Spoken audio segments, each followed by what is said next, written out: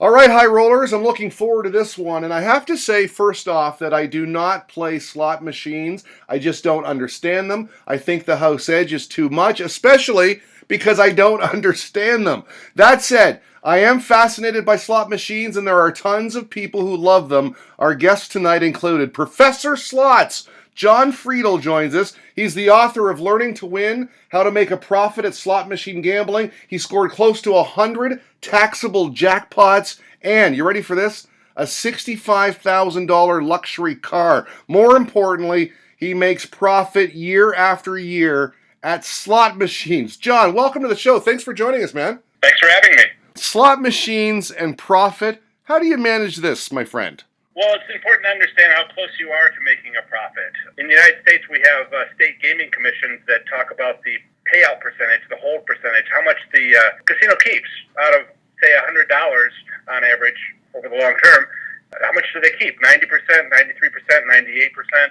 And you can look that up on every state that has gambling. And so my techniques are, instead of losing a little bit of money, you win a little bit of money. And it can be minimum wage. It can be a little better than that. You know, I'm trying to shatter the dream, unfortunately, when I talk to people about this. And I'm not trying to explain how to win the top jackpot on a slot machine. This is about reaching your goals, depending on what your goals are. Are you interested in being entertained longer? Do you want the money? Are you interested in the trips, the free food? What's your goal? And then I talk about how to achieve that goal. And it's about making profit instead of having losses all the time. Now, you've made a solid profit from this game over the past number of years, and it's pretty impressive that you've done that. You talk to pro gamblers, and that's what it's all about, right? Finding an edge, employing that technique, increasing your bankroll. And it sounds to me that you're saying study, looking for those edges. You got to delve right into it to find them, right? Because certain casinos offer certain things while others don't. That is true. And many people have an opportunity to go to more than one casino near them. Which one's the best one to go to? Figuring that out helps you right there. Yeah, absolutely. And also choosing which slot machine. Not all slot machines are created equal, and what to watch for. So, yes, I have a book about learning to win, but I'm not asking people to figure it out.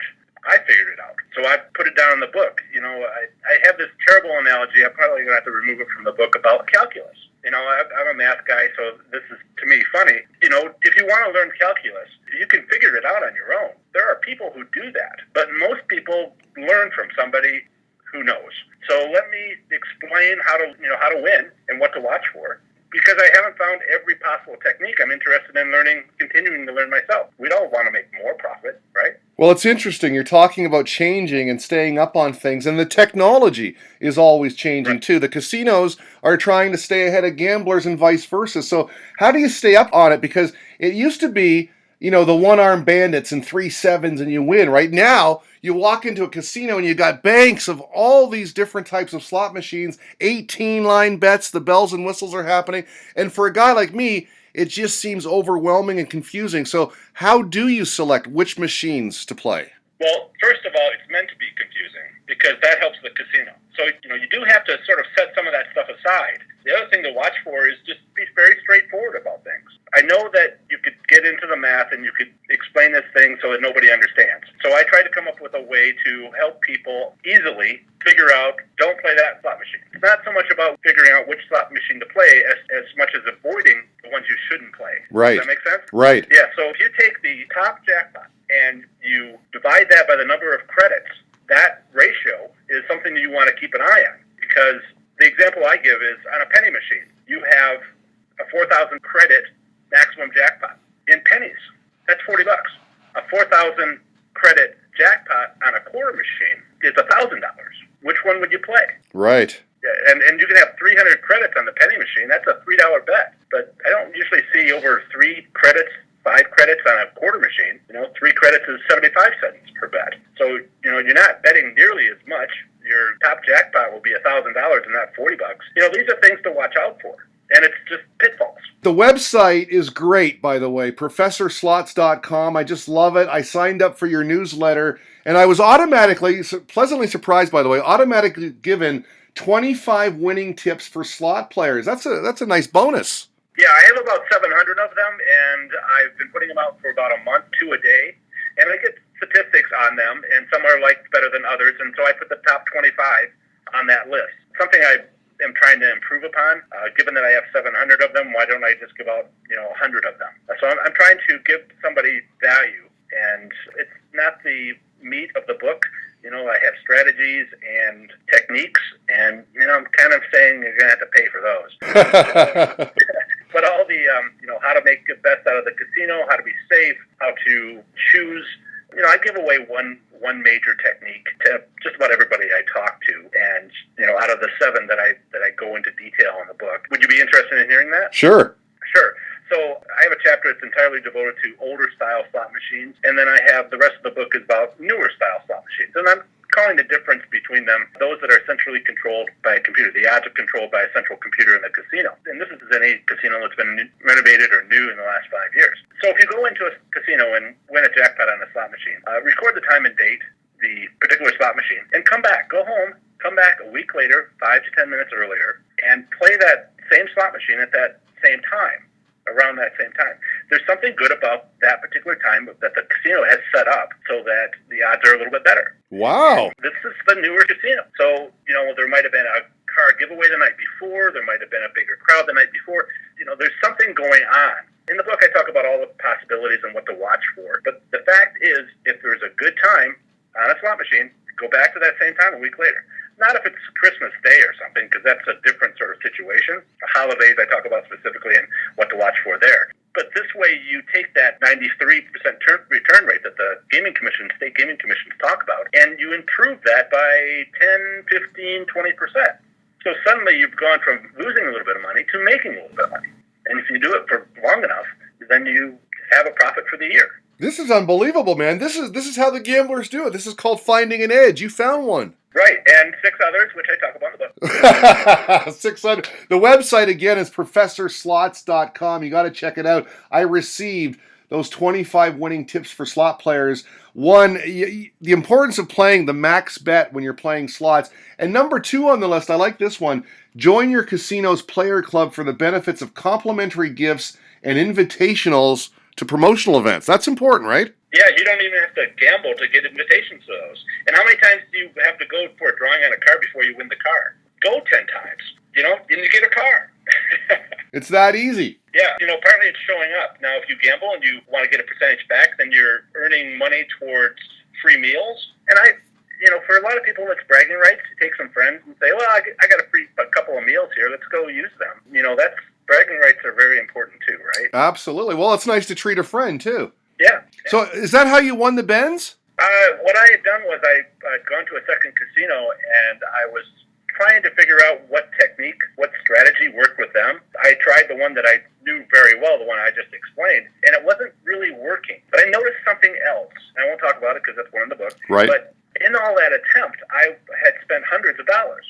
And then I noticed they had a 3-month-long build-up of, if you spend $10, you get an entry into a drawing for a car, but you have to be there for that particular time. And the morning of, I was at the casino because they have a usual time that I go. And the hosts were saying, you should really be here tonight for the drawing. I said, I'm not sure that it's really necessary. The odds are pretty low. It really depends on how many entries I have. How many entries do I have? They said 274. And I thought about the math. You know the size of the parking lot, how many cars are there. You know it's going to be full, so you know how many people are going to be there. And they all have 1 entry or 2, and I have 275 or 274. The odds were excellent. Now, I had no idea. I'd be the 3rd person called in the evening, and I also didn't know that I would have to spin a wheel. Big old wheel with a little Mercedes Benz logo on one of the tabs. And I spun it, and it landed on the Mercedes Benz. Unreal. That part was luck. Yeah, but you know what? You put in the time, you got those entries, you were there, like you say you have to be, and you won it. Yeah, so you check the rules. I looked up how much it would cost beforehand. I also asked the host, do you have a cash option? And they had a $40,000 cash option. And I went through Kelley Blue Book and looked at the depreciation of a vehicle that had basically 2 miles on it that would be driven off of a dealership. The casino owned it at that point. And how much is a $65,000 car worth under Blue Book with that criteria? And it was like $35,000. So I'm like, I think I'll take the cash because it's $5,000 more than I would otherwise get. This is what you research. This is what you try to anticipate, because you're not going to be doing any of this when they're flashing lights in your face because you just won. You're busy and nervous. So this is all pre-work, the hours before winning it. This is stuff on a whole nother level, folks. The website, you got to check it out. It's professorslots.com.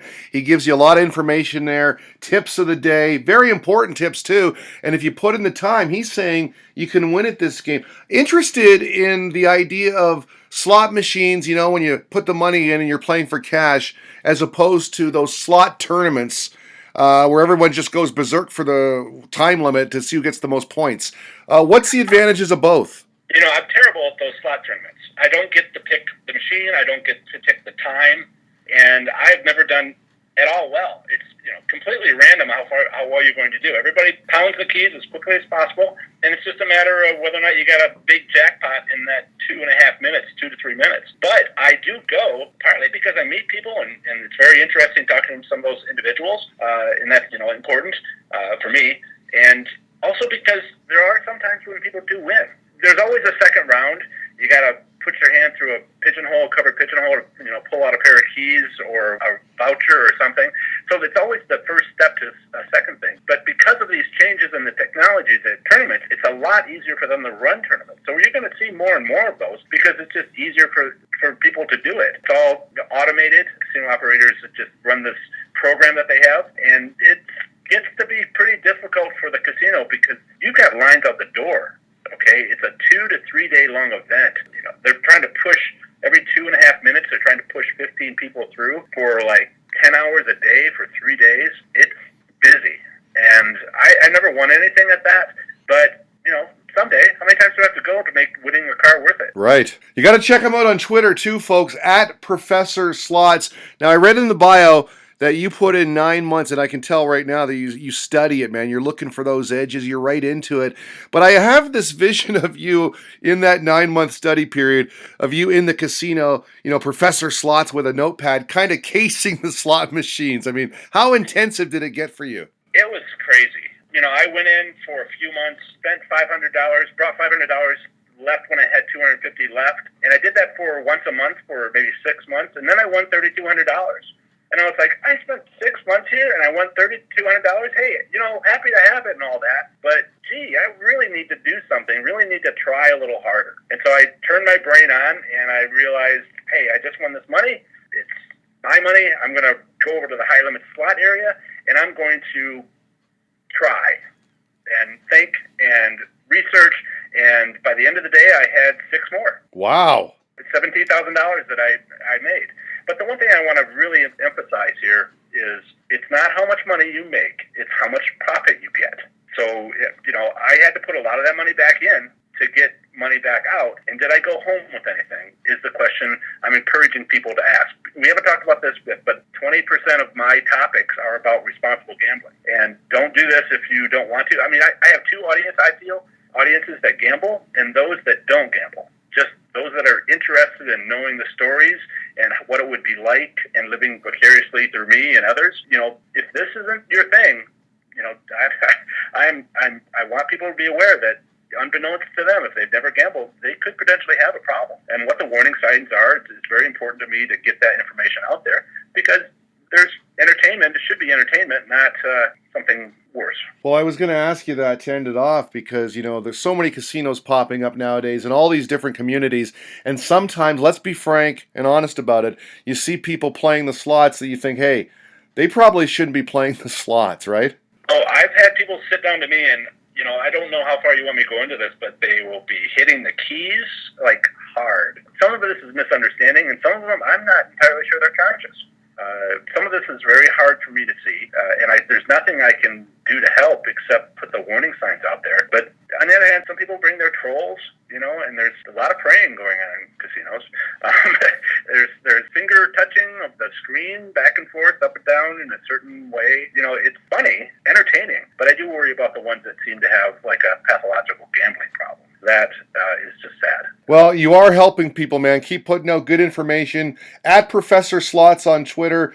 The website is professorslots.com, and you got to check out the book. It's called Learning to Win, How to Make a Profit at Slot Machine Gambling. Professor Slots, Jon Friedl, Thank you so much, man. Appreciate your time tonight. Hey, thank you for having me. I very much appreciate this.